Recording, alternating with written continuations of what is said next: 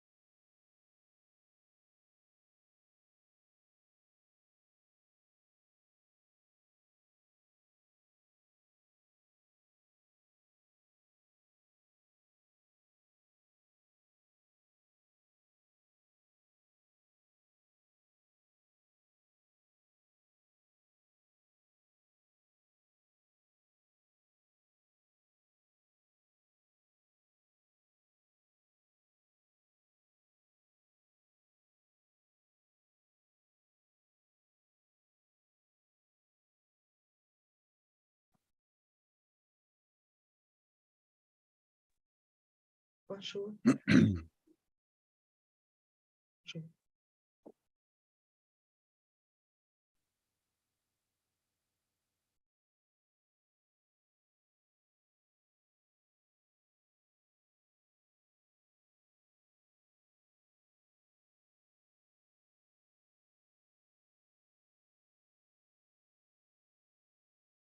I'm waiting to Eric.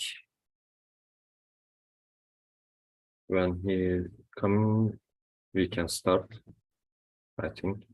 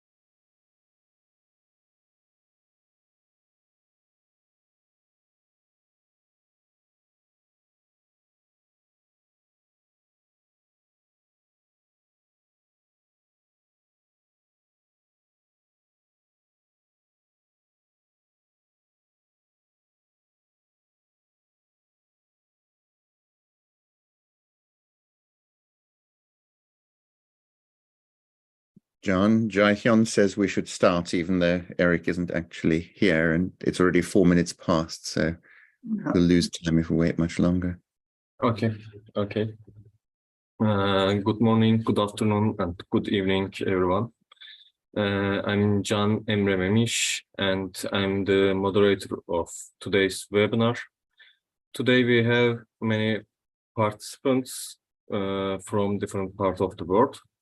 Welcome to the second meeting of the webinar series organized as part of Heritopolis Research Forum, Heritage Narratives for the Metropolis.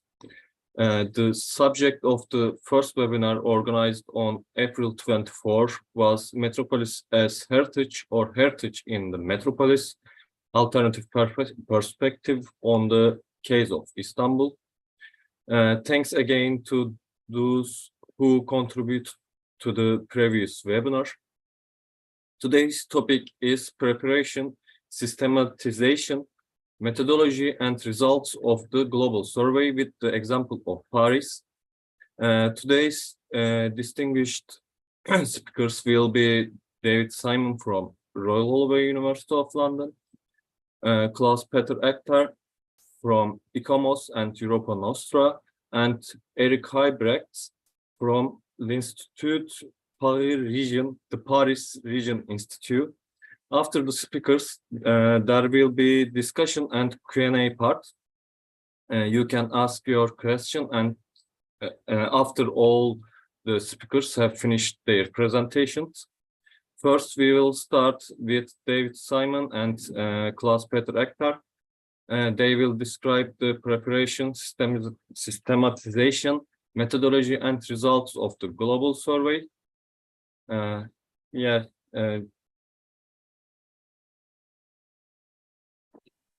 Great. Thanks, John. And Eric has just joined us, so that's excellent, so he can hear the whole thing. Great. Klaus-Peter and I are going to do a kind of double act, or maybe we should call it a duet, where I will start. He will then change the register to talk through the results in more detail, and then I'll return for the finale in the form of the conclusions. So we could have the next slide, please. Thank you. When we introduced Heritopolis and were trying to work out some kind of common agenda to prioritize how we were going to work or what it is that we should be researching, it became clear to us that even with the smallest set of metropolises represented in the very early stages, that there was a huge diversity on pretty well all variables. And now that we have somewhere between 20 and 30 in our network, that is even more true, especially as they are spread across all the different regions of the world.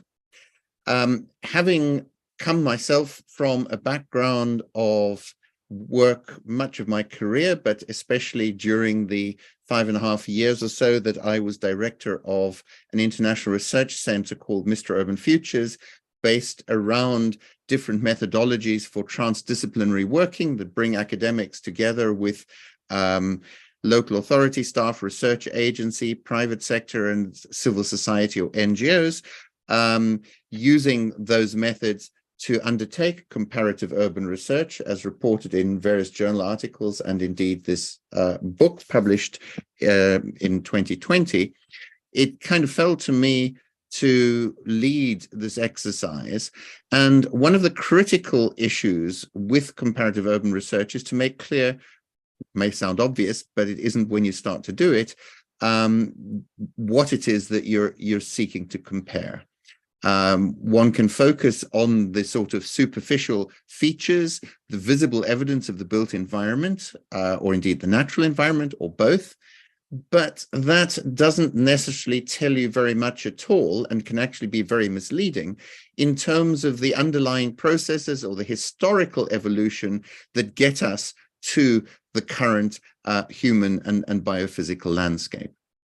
So from the perspective of heritage, it's always important to remember that we're talking about complex processes in which the physical, the biophysical, the human, social, cultural, economic, and politico-economic all interact.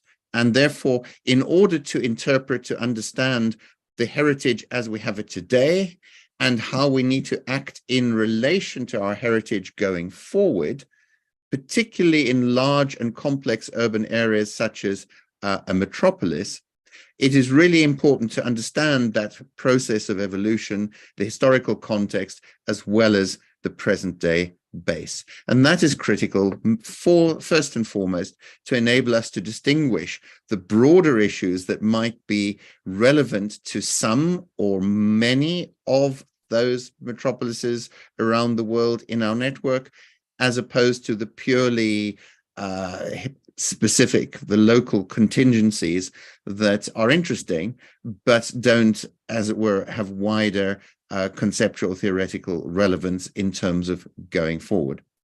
As a result, we designed a questionnaire with 4 sections. If you change slides, please.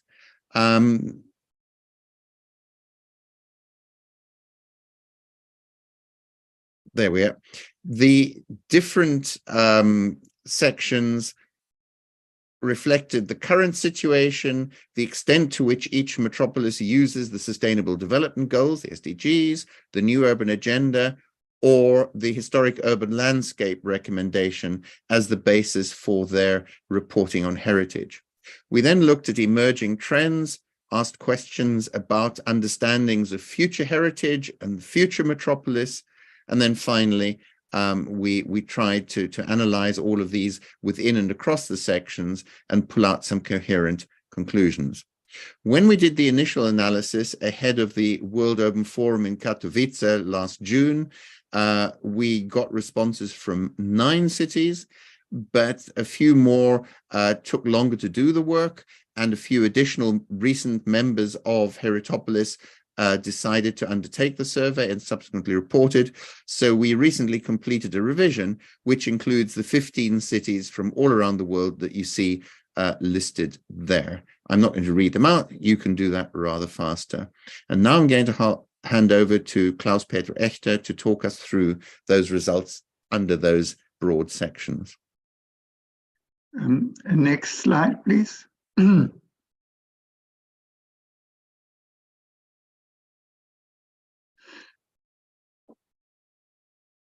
I think there is one more, nature and identity of the metropolis.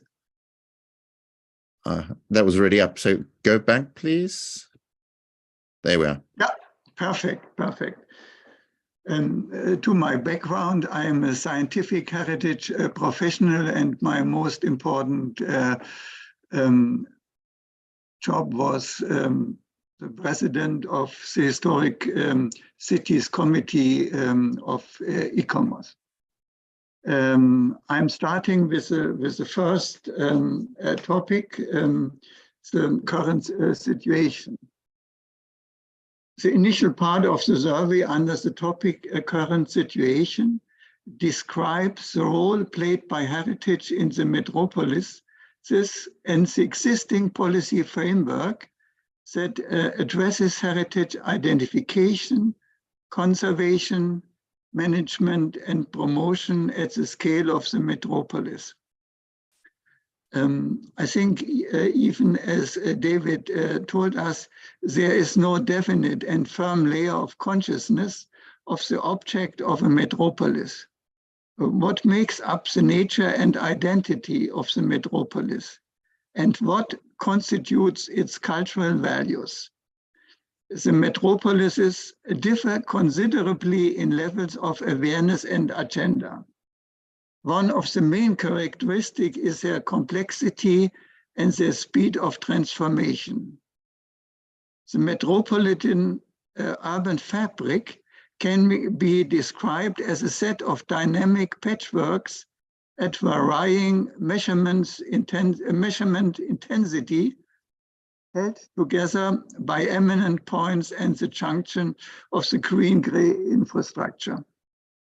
A characteristic element is the way in which the urban and rural elements of an ecosystem function, particularly the dimensions of conflict and conflicted heritage, are included.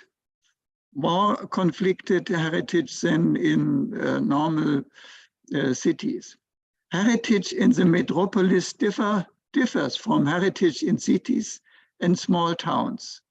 Crucial in many metropolitan areas is the challenge of addressing areas with diverse histories and conflict, and how the metropolises are seeking to embrace conflict-laden and conflicted heritage. We state the current general challenges in cities to be sustainable development, resilience as the most striking topic, climate change, international and urban-rural migration. But these challenges are more stringent in metropolises. And the differences between the diverse towns and regions in the metropolis are a crucial issue too. Next slide, please.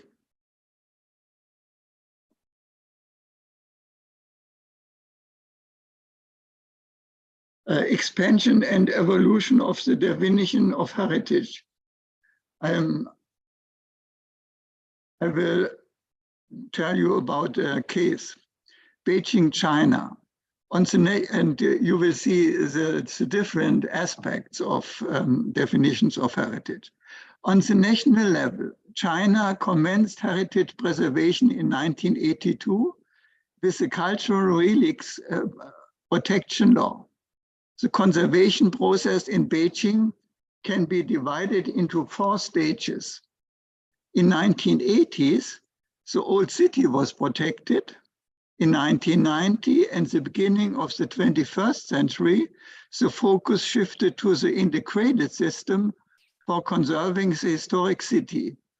An element which you will also, I think, listen to in the conclusions, because the integrated system is something special for metropolises. With emphasis on the urban layout and macro environments.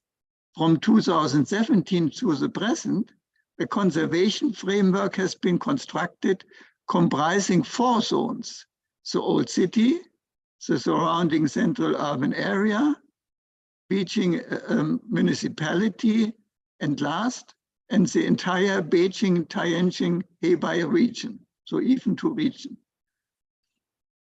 The main regulations, please, next slide, please. Yeah, thank you. The main regulations, planning and governance systems that support cultural heritage in the metropolitan area and their general timeline of formation. The case of Barcelona, Spain. The Barcelona metropolitan area, AMB in short, is a public administration that manages the metropolitan area of Barcelona and aims to improve the quality of life for residents. The AMB takes a holistic approach to managing cultural and natural heritage. The construction of a metropolitan narrative in this field is something new, as heritage has traditionally been considered as a national or of only local interest. The future Metropolitan Master Plan, called PDU, which focuses on preserving this by improving urban areas, connecting them with the environment, and incorporating green spaces. 3 metropolitan heritage conservation programs include socio-environmental restoration of river areas, parks, and the creation of a network of industrial and cultural heritage. The focus on green infrastructure in metropolitan Barcelona aims to promote sustainable development by creating networks of natural and cultural heritage. These initiatives are linked to issues such as cultural and natural tourism, climate change, biodiversity, health and well-being, and sustainable mobility. The impact of heritage policies of the metropolis upon nationwide heritage policies. Next slide, please.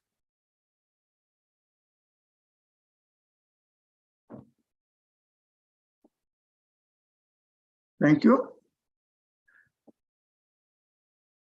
I repeat, impact of heritage policies of the metropolis upon nationwide heritage policies. The metropolises, mostly being the capitals of their nations, have their influences. The pattern was followed in making master plans or nominating World Heritage Sites. Often is in a metropolis greater scope for heritage potential, but likewise, heritage can also be a source of tension and conflict and the heart of conservation about dissonant and contested heritage. It is important that national regulation and policies apply to the metropolis because the pressure on land and real estate in these globalized metropolises is very strong. Seoul is regarded as an exemplary case in urban heritage management with a more efficient exploration than on a national level. Next one.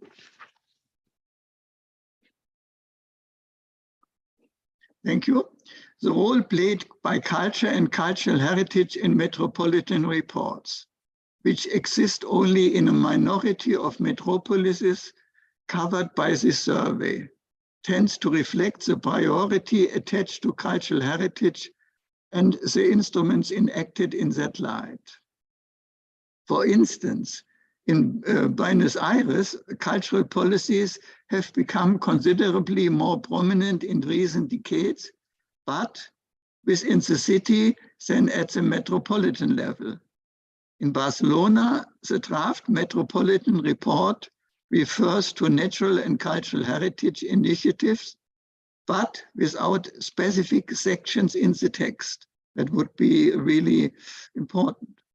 In London, the Metropolitan Greater London Authority operates strategically, and the London Plan approved in 2021 includes heritage within its definitions of good growth, contains policies addressing the historic environment, and also covers heritage in various other policies and objectives.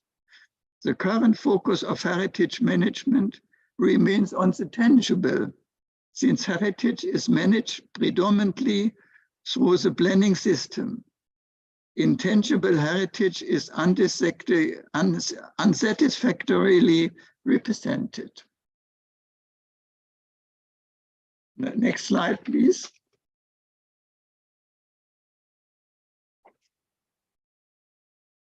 The use of SDGs, the new urban agenda or the historic urban landscape, contributions to sustainability. Some metropolises incorporate a few SDGs, but heritage dimensions, especially relating to cultural heritage, are generally not directly addressed. Two key exceptions: the Seoul metropolitan government is an exception. Comprehensive, inclusive both natural and cultural heritage, which are being actively pursued. Seoul is also important for future heritage. Metropolis Milan, finalizing metropolitan urban agenda for sustainable development. This is really a remarkable case. Cultural heritage is mostly controlled by municipalities, which are also more actively engaged with global sustainability agenda and reporting. Next slide, please.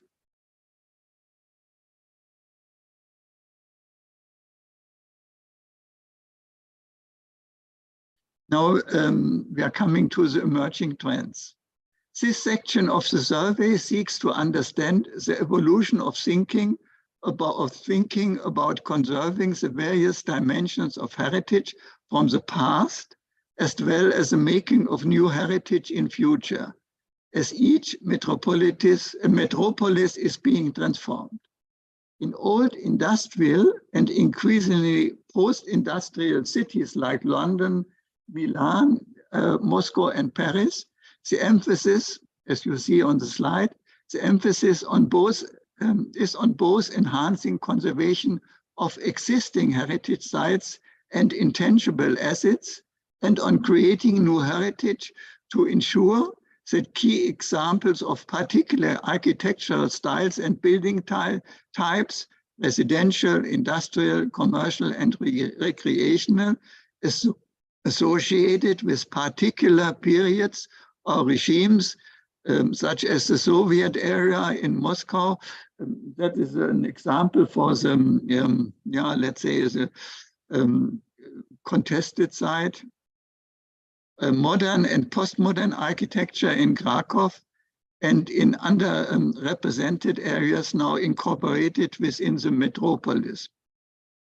There are now really big researches on dissonant heritage and the communist heritage in all these eastern states is here a really interesting aspect. And in underrepresented areas now incorporated within the metropolis, such as suburbs, banlieues in French, and outlying districts in Paris are not lost with rapid urban development that are adapted and repurposed. Adaptation is the main task here. Intangible heritage and natural heritage, green spaces, blue infrastructure are also given more attention. In metropolises, for instance, in Tel Aviv, NGO and community activism, including demands for conservation of cultural and natural heritage elements at risk, often play a key role. I think this community aspect is very important, but I think it's still not given more consideration. Like in my city, in Munich, well, Munich is not a metropolis, it's always called a village with million inhabitants, but nevertheless, it's an important city. Now we have a project there about skyscrapers, 2 skyscrapers by these really important architects from Switzerland. But it's for the image of the city, for the skyline. It's really distasteful because Munich has a really a nice skyline, and these 2 houses, these 2 skyscrapers will be really bad. But the investor has the power, and the city agrees all what he wants, and there's a large community against it, but it's not heard. In almost all metropolises, natural heritage landscape parks and heritage woods is greatly perceived. The concept of nature in the city is indicative of the value of urbanity and is given great importance. How climate impacts are handled in relation to heritage is a key question in the context of ensuring the future sustainability and resilience of heritage assets as environmental conditions change. Are issues related to the representation of underrepresented communities being discussed?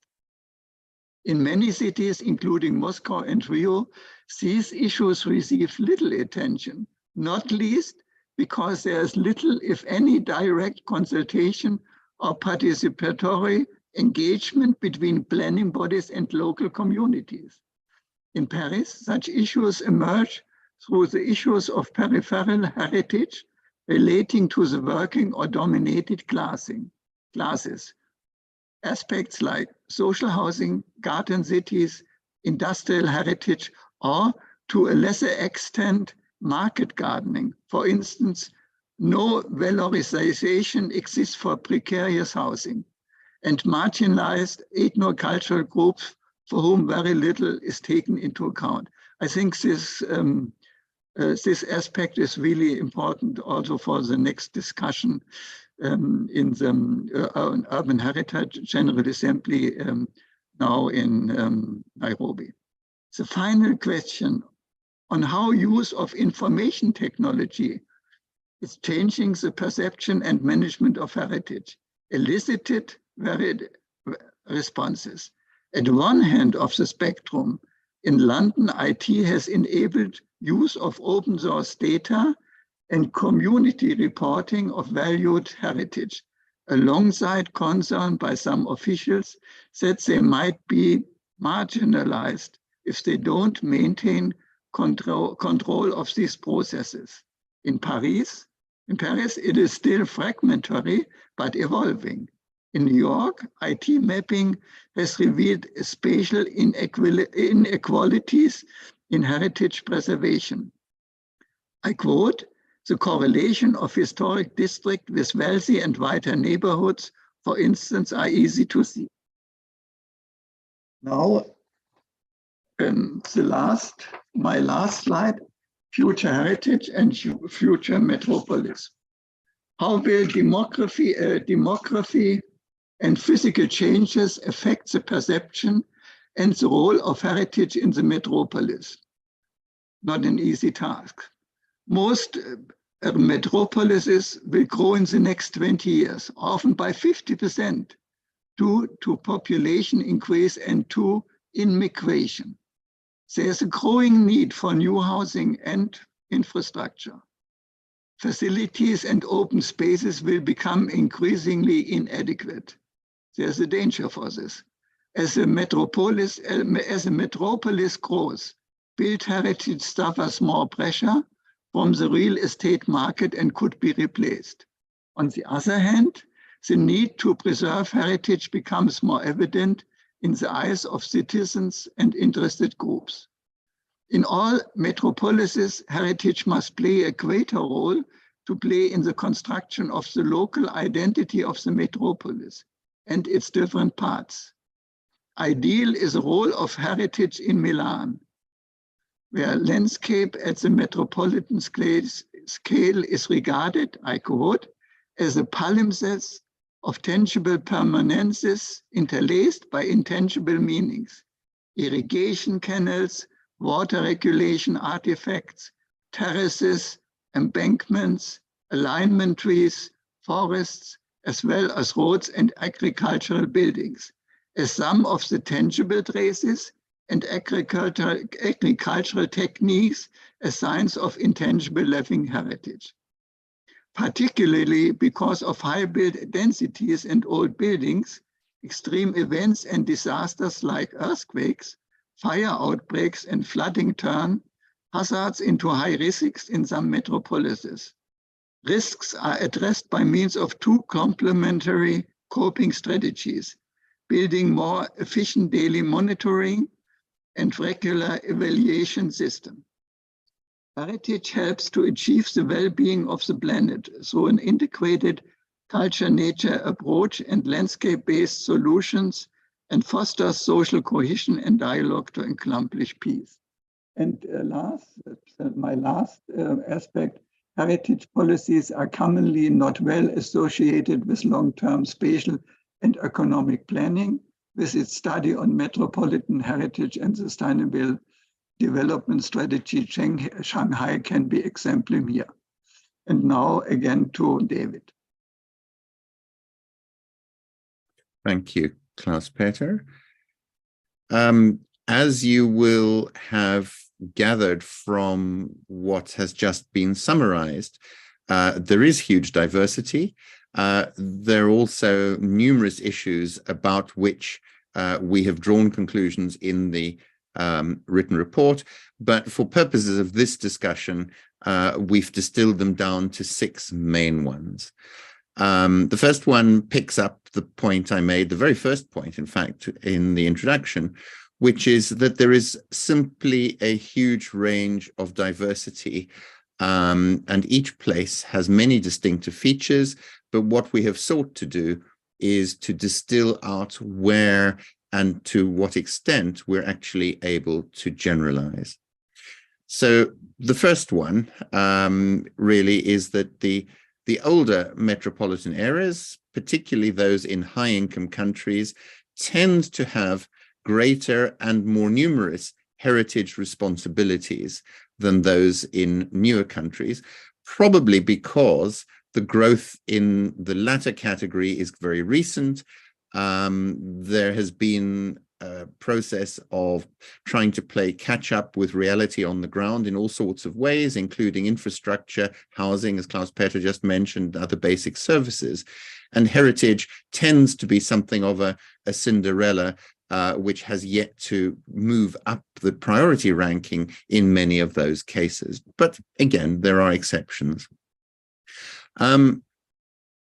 The fundamental issue that we distilled, it's the third bullet point there, is that much depends on the precise nature and how appropriate the division of powers, of responsibilities, and critically of resources for heritage is divided among national, provincial or regional and local governments in each country.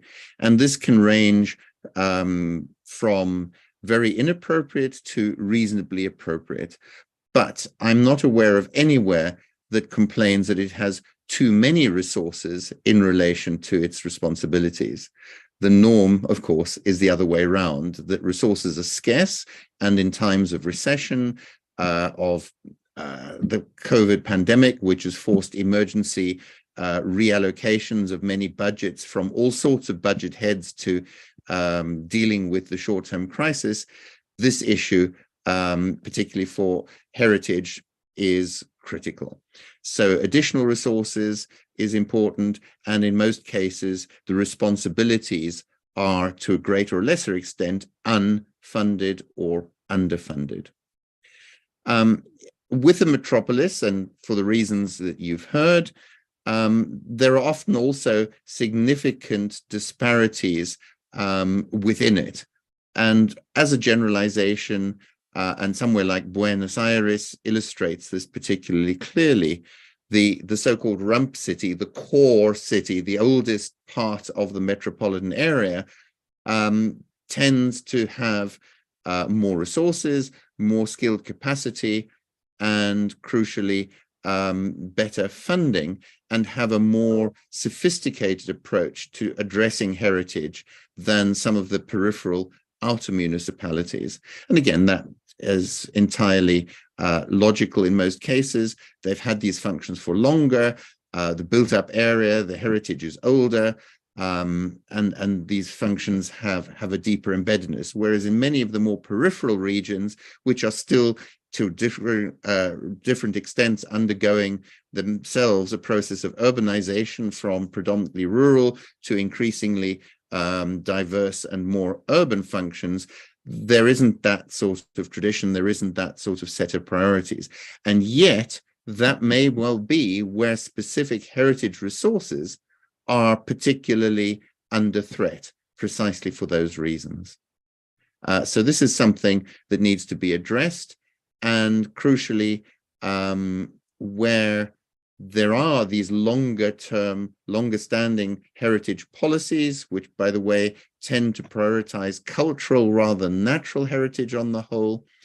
We've seen a shift over time, partly mirroring the policy developments in ICOMOS and ICROM, away from the focus on simply preserving or occasionally conserving individual sites and monuments to a much more integrated area-based approach, which sometimes also integrates natural and cultural heritage.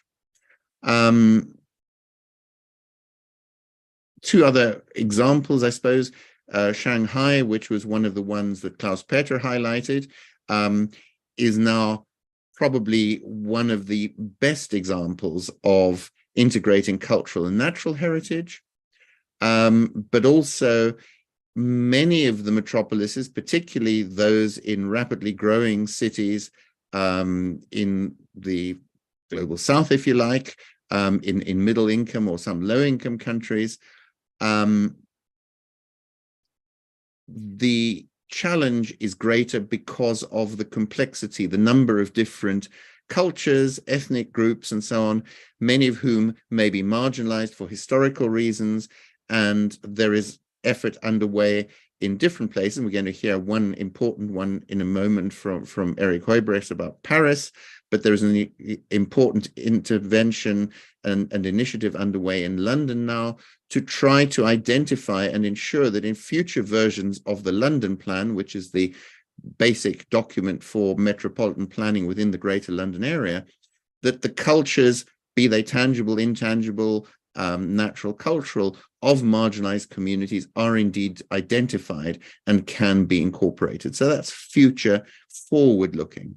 But in most cases, most of the heritage regimes as they currently exist still tend to be predominantly backward-looking about conservation, preservation, ensuring that they're not lost through redevelopment, property market speculation, and so on, rather than forward-looking, which is where Heritopolis is now seeking to move the agenda increasingly, so that we can utilize and catalyze the role of heritage broadly defined in sustainability and resilience strategies of the still growing, or in some cases more stable, metropolises as we encounter them around the world and within our growing network. So let's leave it there and we can return to questions. But John, I don't know if you want us to answer questions directly or have Eric present first, and then we deal with all of them in one discussion. I think first Eric will present, and then all question and discussion will start after the Perfect. Eric's Okay, lovely. presentation. Thanks very much. Thank you. Thank you so much, Klaus, Peter, and David Simon. And now Eric Heibrecht will present an example of Paris. So, Eric? Yeah, you can hear me? It's okay? Yeah. Okay, thank you very much for this opportunity to present Paris case study. So there was a lot of elements already presented by David and Klaus Peter. Now I will go further on the, mainly I focus my presentation on the last point of David regarding the role of the heritage in the metropolitan sustainability and resilience. So in fact, we can consider that that we are in a world of metropolises because today 60% of the urban population lives in metropolitan areas. This is the figures from United Nations. And so we can consider that the heritage will be our main legacy for the next generation. So it is very important for us to have in mind that it is our legacy. It is a very important point for the future. And so the idea is to complete the vision. We can consider we have in Heritopolis we have two approaches. The first one is the heritage in the metropolis. We can say this is a bottom-up approach, and the other one is the metropolis as a heritage. We can consider this is a more geographical approach or top-down approach. So what is a metropolis? Generally, there was a lot of definition, but the main definition, dominant definition is those done by OECD, which is the, we can say the functional urban area, or the economic basin, or the mobility basin. This is the same thing. So it's mainly at the beginning a notion based on the economic approach, which is what is the system working together for the mobility and the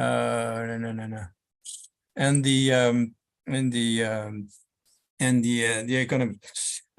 So when you are living in a rural area around the city, around the urban area, and when you work in the urban area every day, you are a commuter and you are part of the metropolis. And so this is the reason why, for example, in Paris region, the urban agglomeration is covering 1,500 square kilometers, but the metropolitan area covers 17,000 square kilometers. So it is mainly by surface, it is mainly rural than urban, in fact. So, so this relates to what was said by David and Klaus Peter on the relation between nature and culture, and the how the rural area around the city are part of the metropolis, and this connection between the urban and rural is there. The other point is that when we speak about the political metropolis, so this is the dark line, the black line that you have here and in London, Tehran, Beijing, Tokyo, etc. You see that it's never fit, nor with the urban agglomeration, and nor with the functional urban area. It is all these metropolis, political metropolis, are smaller. For example, the Greater Paris metropolis is only 5% of the functional urban area, or the real metropolis, which is made a system. The region of Paris is more coherent because it is 80% of the size of the metropolis. And so this is a big concern, how to manage politically these very big areas and to deliver the services that are necessary for not only for economy and mobility, but for the lifestyle of the population. And so what is a metropolis is mainly nodes and networks. And so nodes, like, because there are the the main artifact of the globalization. So what makes the metropolis is its relation with outside, through airports, through railway stations, through the main one, through data center, but also through conference centers, the cultures, through CBDs, through city centers, and others. And networks, it's not only outside, but also the influence of the metropolis is larger when you have efficient highways, trains, or metro and bus lines, but to cover the urban, the functional urban area. And so we should think, if we think about the metropolis, we should focus on these two main elements: the artifacts of the metropolis, or the attributes of the metropolis, or both, or the CBD or La Défense here in Paris, or the Haussmannian part with the main monuments here. But it is also the airport and the railway station. It is also the data centers. It is also the two fair and conference centers and others that we have in Paris. And so you see the objects are different than the traditional monuments, historical centers, and historical landscapes. It is larger than that, and it touches other objects, other elements, other attributes. And so the other point is that the metropolitan is cosmopolitan by nature. So it's very difficult to speak about.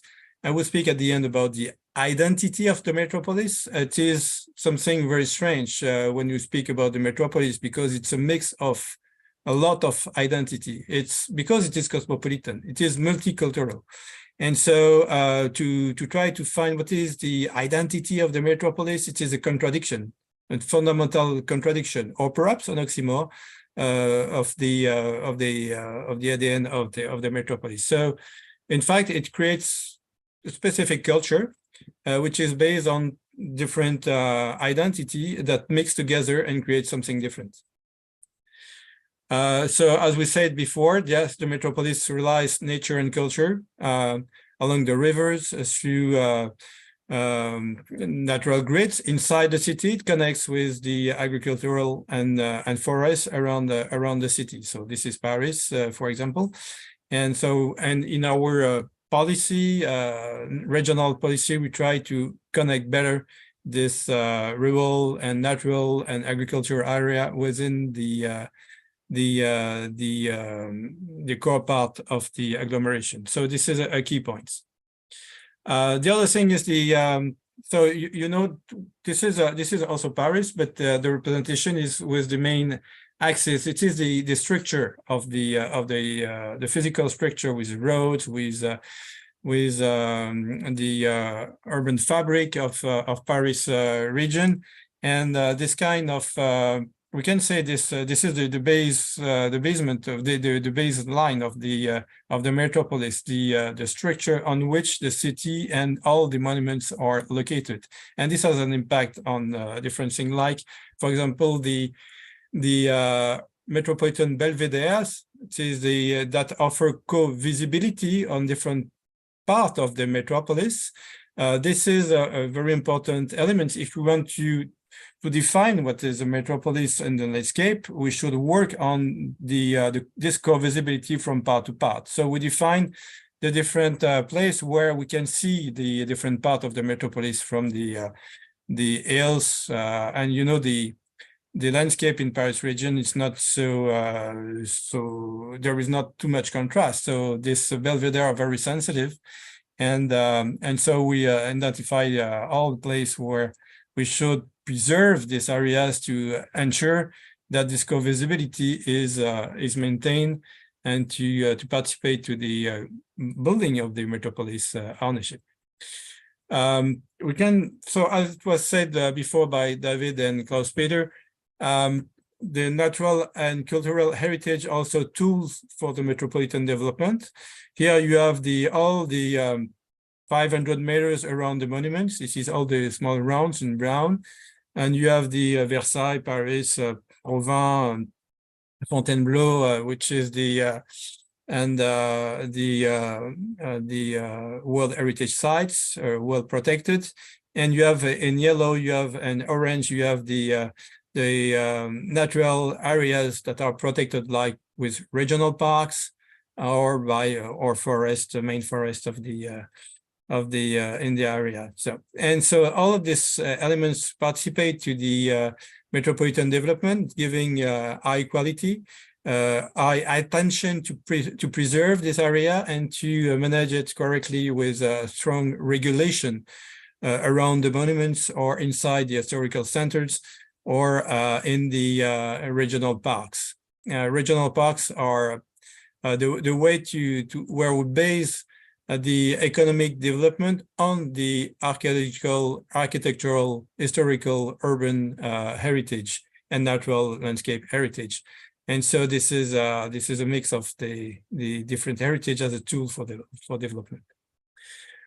So when we think about heritage, we should think about the value of the metropolis. And we can, so the value is defined in different way in different cities. And so we can say that today we have the chance, this is unique in the history, to have a common view on the main value and the main objective for the development of different countries. We can apply, we can use these elements as a base to begin the definition of the values, but it should be also well integrated with the vision or the mentality or the representation of the different actors that are on site in the different metropolis.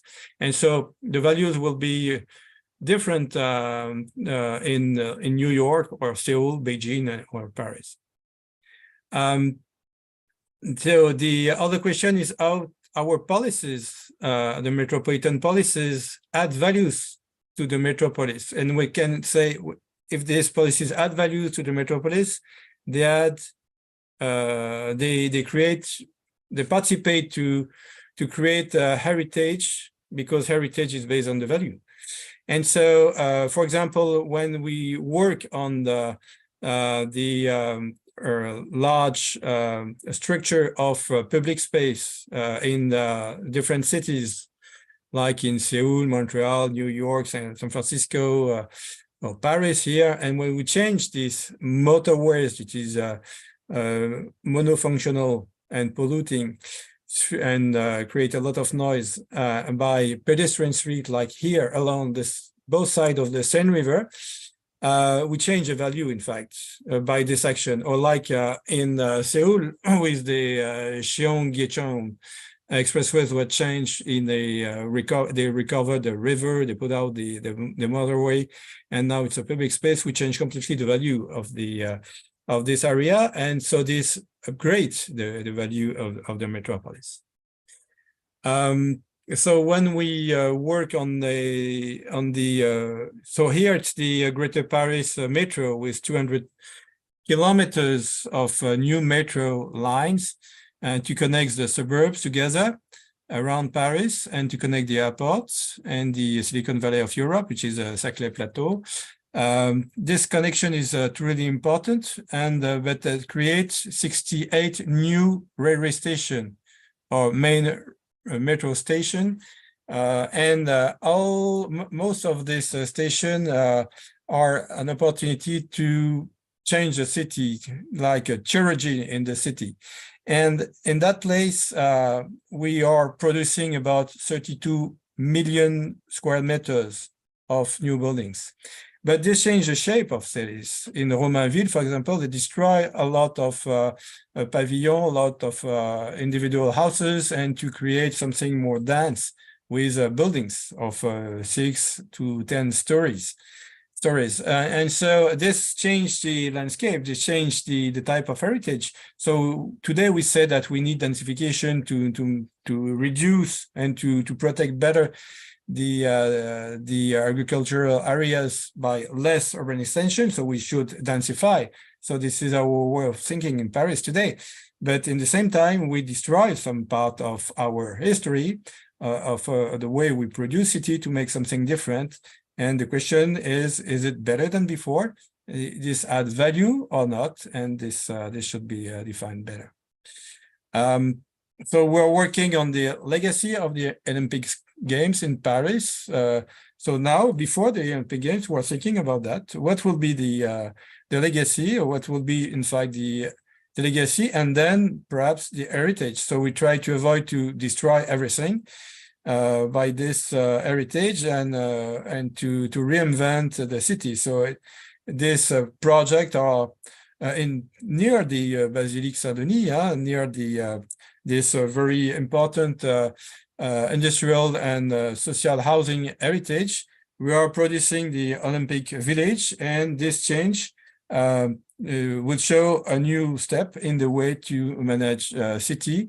And this is a witness of our contemporary way of thinking in the way to make new villages, new neighborhood, in fact. And so the holistic approach of the Olympic Games is based on green and blue grids, 15-minute city, upgrading and create sense of public space, and to work on the main infrastructure. So it's not only for the Olympic Games, but our legacy will be also for the city for tomorrow. We work, when we think about the metropolis, it's also how to reshape decayed area or urban fringes, empty space which is not used, and where there is no project. And we have permanently about 150 initiatives taken by NGOs, sometimes squats, with the support of municipalities or not, to think about how to give more value in that area, which is, if not, it is empty space and generally brownfield, but not only brownfield, or quarries, and yeah, place like that, or our buildings. And the idea is to, by this initiative, is to mobilize neighbors, NGOs, municipalities, and investors, and to think together how to reshape this area, how to keep what is essential, what is valuable, and to make it better for the inhabitants in the neighborhood. And so this is the idea, to reinvent Paris, to renew inside the city, renew inside so the urban areas, and to not only to intensify the city, but also to give more value, and not only to have only business in that area, only business for money, but it's also activities. So here I put metropolitan identity. I should put metropolitan culture, in fact, but if I put metropolitan identity, because this is a question for the politicians. They need to justify this metropolitan scale, and it's not easy because it is not in the mindset of most of the people. And they need to, politicians like identity, culture is more complex. And in fact, there was a different moment when we prepared the previous regional plan in 2008. There was political conflict between rightists and leftists, and the President Sarkozy launched the Grand Paris international competition.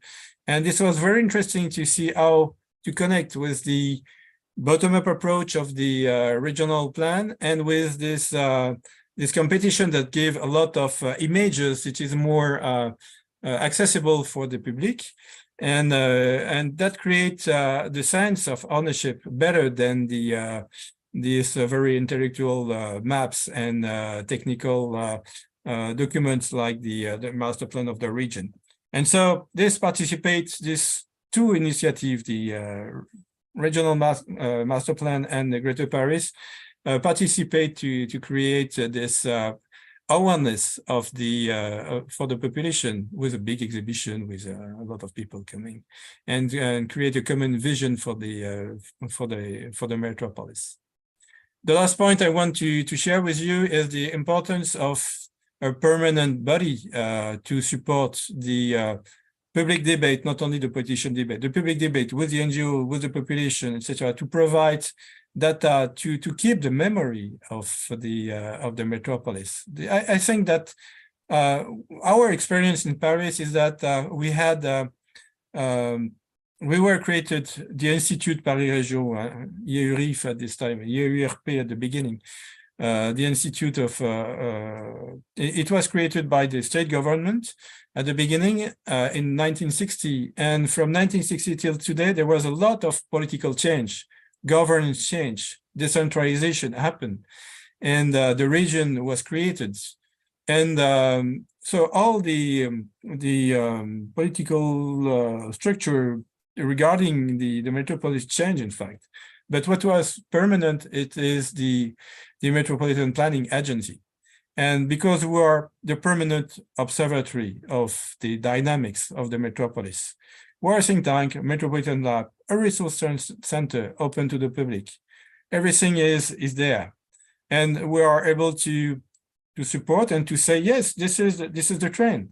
This is the evolution of the metropolis. And we help the different actors, not only the region, but also the state at the beginning, the region, the Union of Municipalities and the municipalities to prepare policies and strategies and to try to make this metropolis more valuable.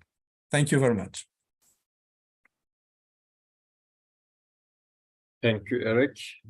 And thank you to our other speakers, David and Klaus-Peter. Now we move on to Q&A and discussion section. You can ask your questions and you can do your comments. Yeah.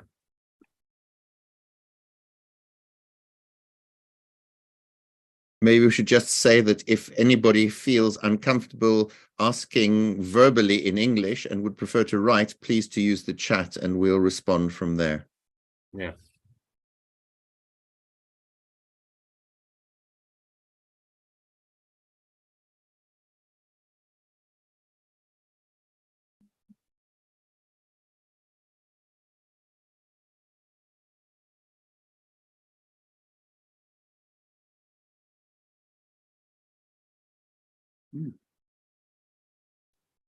Yeah, Claire.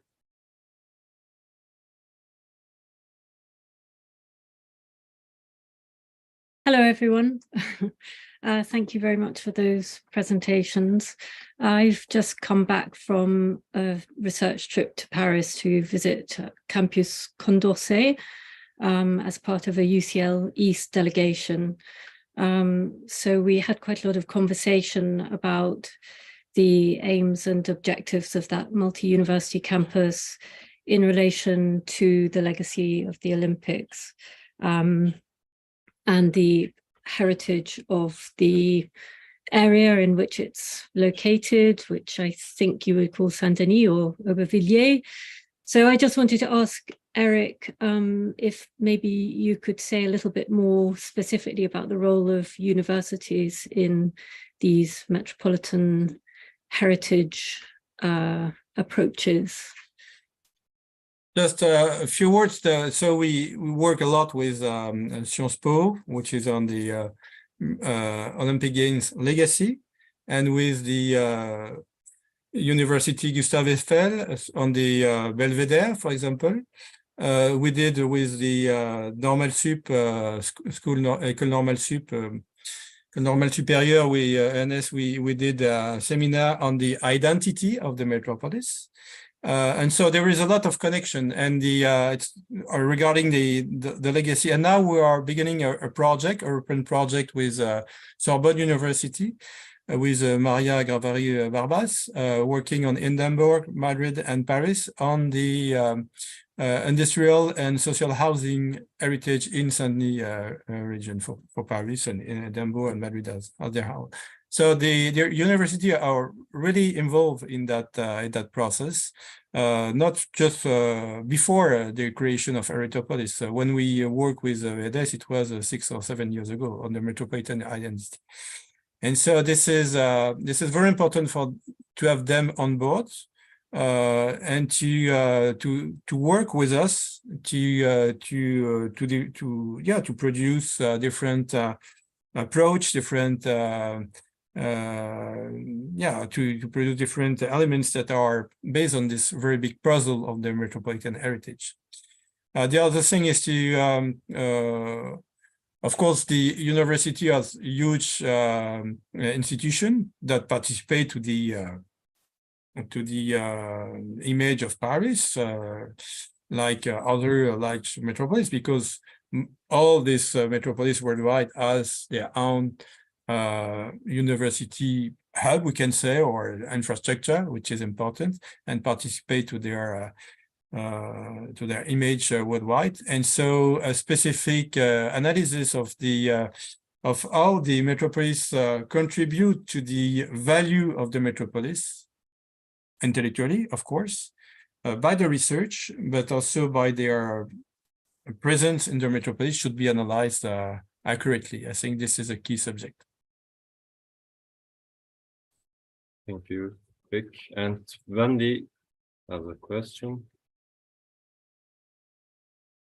Hello, everyone. Thank you for this opportunity and the great presentation. I have a few questions. First, I wanted to ask, you said that there's a difference between heritage in urban areas or small towns and heritage in metropolitan areas. I'd like to know what difference is there apart from the scope, because in my mind, I was thinking the only difference is the scope. And then the second thing is, I'm an intern in the policy and legislation section of UN Habitat, and I'm working on a personal project with a colleague on mainstreaming culture and heritage into national urban policies. And I wanted to know what are the key indicators of success to know that once you people or stakeholders are implementing heritage and culture into their national urban policies or into metropolitan areas or within their policies, what are the indicators of success? And are there existing checklists that can guide individuals who are trying to integrate this into their systems, into their urban designs and urban policies? Yes, thank you. Thank you for the question. And who wants to?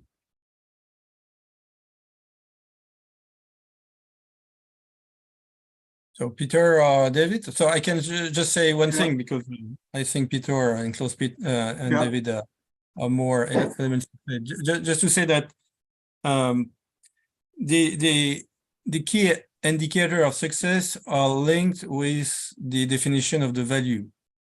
And so we can have a general idea, but in fact, it will be scrutinized through the value defined in each metropolis. And I told you at the beginning, each metropolis has their own priority, their own mindness in the value, in the values, and then the heritage will be presented and defined differently from place to place. But I leave David and Klaus-Peter to elaborate more. Would you like to go first, Klaus-Peter? Yeah, yes, shortly. Thank you. This is a problem I always have, except especially in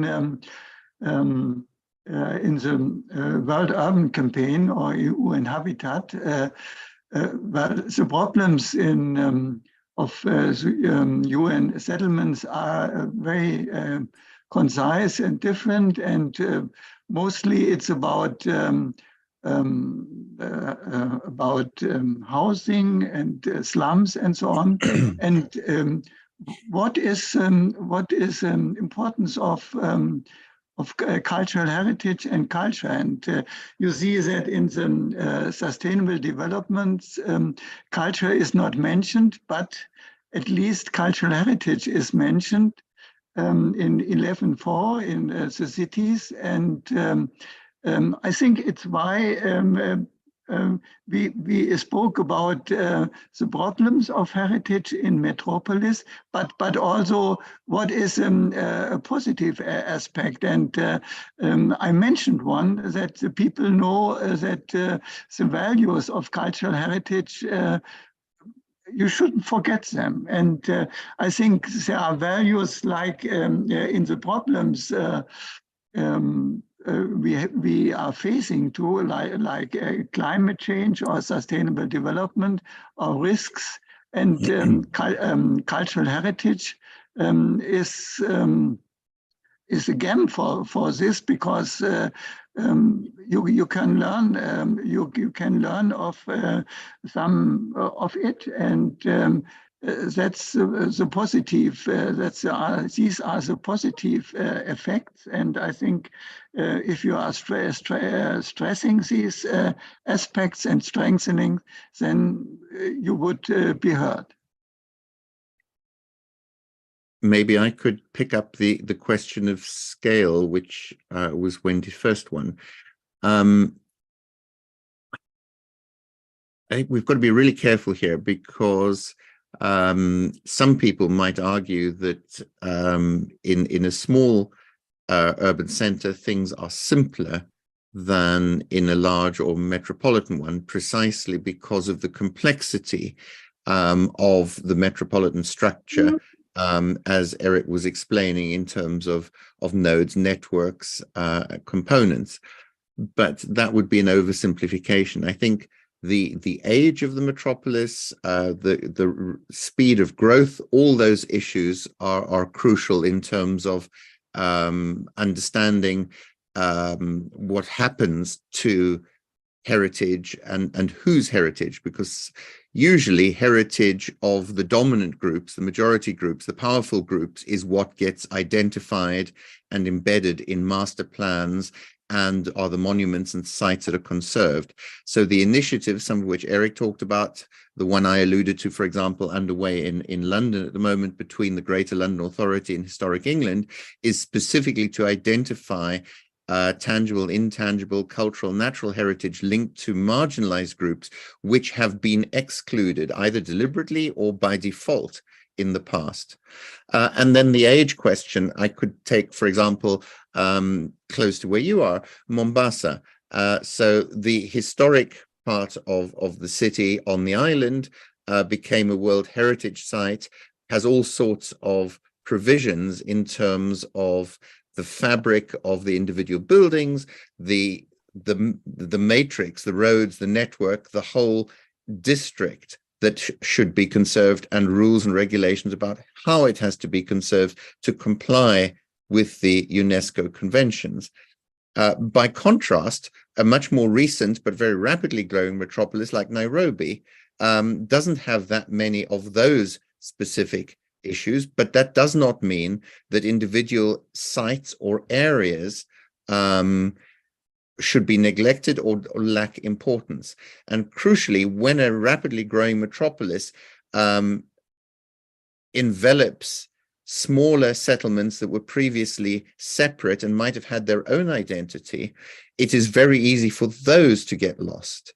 And that's where, again, the metropolitan structure needs to be able to absorb and to integrate the conservation of particular localities, local areas with particular histories within the broader culture of the metropolis going forward. And again, there's a tipping point there in, as I speak, as it were, between the backward-looking conservation and the forward-looking reimagination of something that we might call a metropolitan heritage in some of the ways that Eric illustrated for Paris. Thank you. And Andrea has a question, I think. Hello, everybody. I am a cultural geographer and a political geographer, and I know very well which was the case to put INRAE into the Paris-Saclay. But not a question, just to mention, I had the chance to exchange with a student when I teach there, and in a master's student, and they had got and how the inhabitant or this I don't know if we can define the students as a group of underrepresented or represented group if we question them about their views of the building, the new buildings, because I was interested how proud they are if they are inside at the really newly erected and buildings, and they were at least really proud of the fact that they can be there. But on the other side, this formation, for example, was made in Paris, in the old town in Paris, in the Rue Bernard. That it was a really different feelings of the to be there, and the fact that this social group, the student, the formation were put into this really newly created area, they confused them a little, because they at the same time was really negative feeling, because they said me, Madam, we were put out of the city, of this historical, really beautiful city, because we have to go to Paris-Saclay. So, and I even defended it as it is so beautiful, and you will see, you are the first generation here, and you will see it will be historical one. But with these really little things, I would like just to mention the really different point of view of the users of the city, the users of the different points of the city. So sorry, not sorry, that's just a little mention about feeling identities and how we dislocate or during the planification, of course, the planification. This is just, I know this is only a little comment to the identity section of the huge Paris, but I think it can be interesting, and maybe can be mentioned if we consider to do a new questionnaire into the future. So thank you very much and sorry for my English is not so good. I speak better French. I'm Hungarian, but anyway, the intention is to give something to you. Thank you very much. Thank you. No, this is like Budapest, where the university are in the suburbs, but Paris is larger, so the distance is larger. But Saclay is not a new project, but the implementation was very slow. I did the master plan of Saclay in 1993, and today it's not finished. And so now they are connecting with a metro, a fast metro, with the Grand Paris Express. So this will change, but of course the ambience will be different, because it's not the same time of production, so the same type of buildings. So they can be proud to be in Saclay, because it is all the a large part of the ENS, Polytechnique, HEC, CNRS, INRAE, Centrale, Supélec, very high level, the better, and the Paris-Saclay University, which is very famous for mathematics. Everything is there.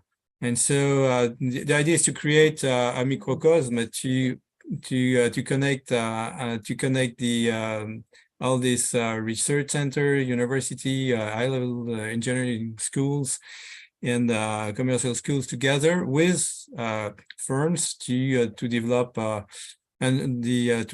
innovation. And so there are just in the Plateau Saclay, you have also the Atomic Center, which produce this is the place where you have the largest number of patents produced every year.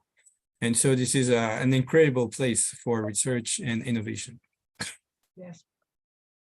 Just. Yeah. Just to mention that not yet ready. The metro station is not ready, and only the bus functions. So just to take a little nuances, if the infrastructure is not ready to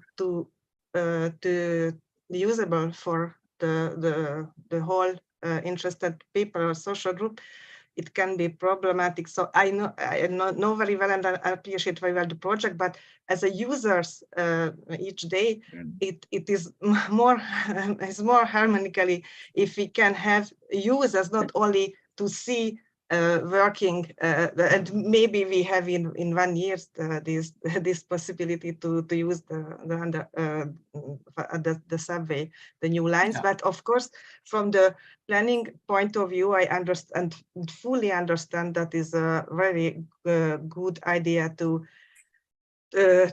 concentrate on one place, on one huge place, the research. Normally I understand, but as a user, I cannot so be enjoyed. Thank you very much. Thank you.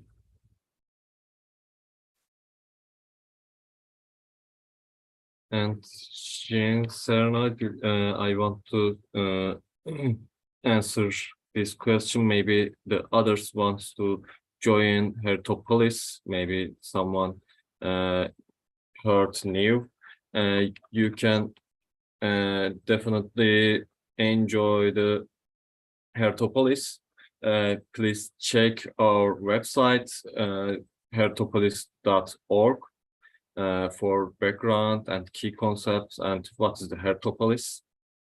And also, do you have other questions? Yeah. I think perhaps the participants have questions about this problem, the heritage as a bottom-up approach and the bottom-down approach and the up approach, because I think this is not so easy, and Eric has pointed out this that that's different, but it's crucial. It's really a crucial issue that the bottom-up approach from heritage in the metropolis and metropolis as a heritage. I think heritage in the metropolis, that's something really easy to understand. But metropolis as heritage is something what we are really looking for, and I think it's really worthwhile, because in the discussion of heritage in the international organizations, this is not really accentuated. And Wendy has a question.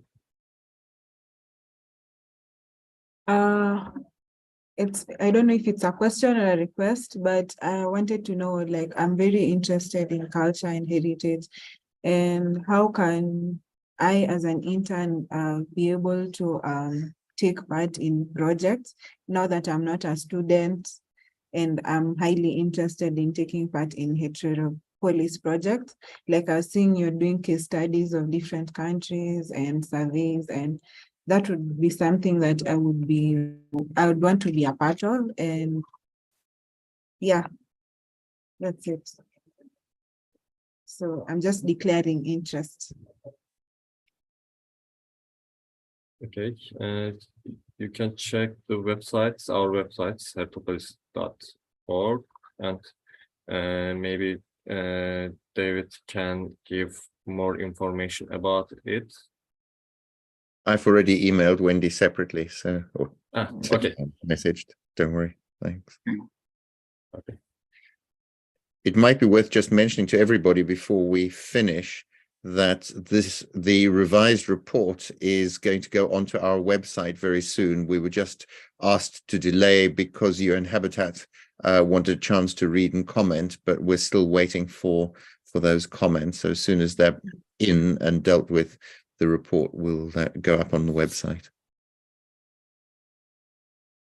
Yeah, and I think it's really worth to mention this because it's our report is a report of the Heritopolis project group, and of course it's not it's not the policy.